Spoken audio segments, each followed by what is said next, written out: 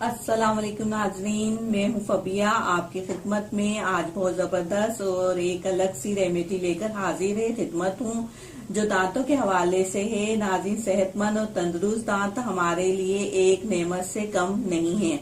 अगर दांत खराब हों और मुंह से बदबू आए तो हमारी तमाम तर शख्सियत पर बहुत बुरे असरात मुरतब होते हैं। अगर दांत खराब हो तो बहुत सी अवारिस पैदा होने का खदशा हो जाता है।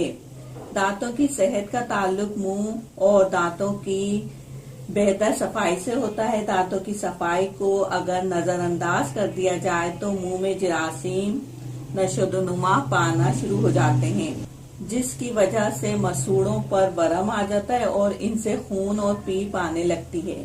दांतों में दर्द शुरू हो जाता है और दांत कमजोर हो जाते हैं। आजकल दांत के दर्द का इलाज सिर्फ ये किया जाता है कि सड़े हुए दांत या बीमार दांत को उखाड़ कर उसकी जगह मसनूई दांत लगवा लिया जाता है। ये तो कोई इलाज नहीं हुआ। बीमार दांत को अगर इसी तरह निकाला जाता रहा तो एक दिन सिर्फ मसनूई बत्तीसी से ही काम चलाना पड़ेगा।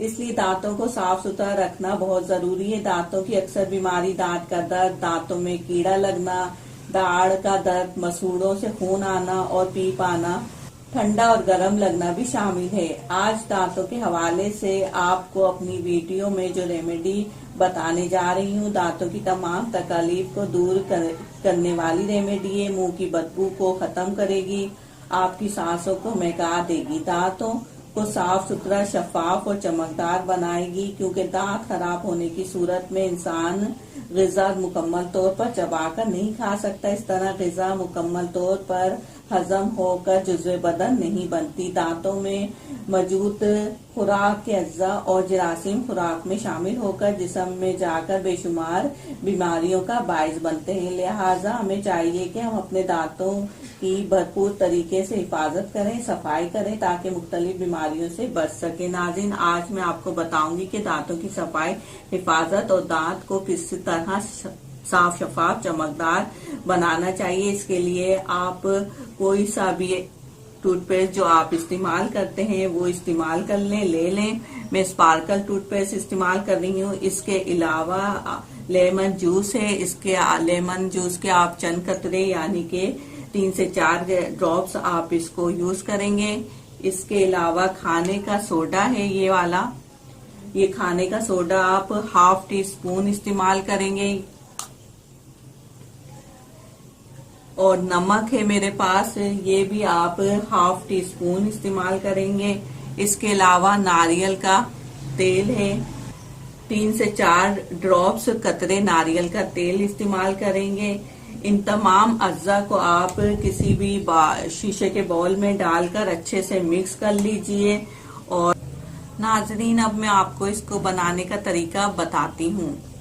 ये आप टूथपेस्ट ले लें, कोई सा भी स्पार्कल टूथपेस्ट मैंने लिया हुआ है।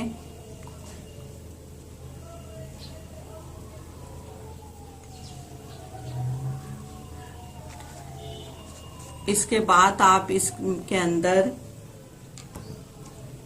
लेमन जूस आप 3 से 4 ड्रॉप्स इसमें शामिल कर लीजिएगा।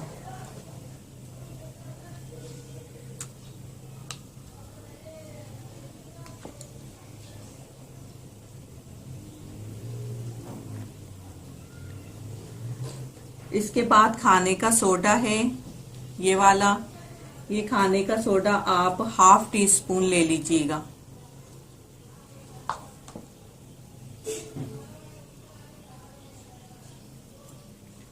उसके बाद नमक है, नमक भी ½ टीस्पून।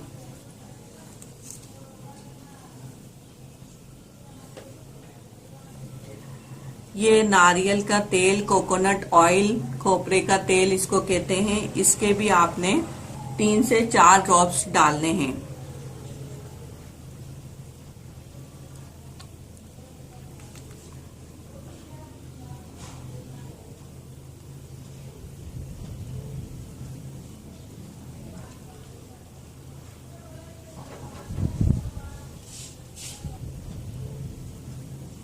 अब नाज़रीन इसको अच्छे से मिक्स करना है।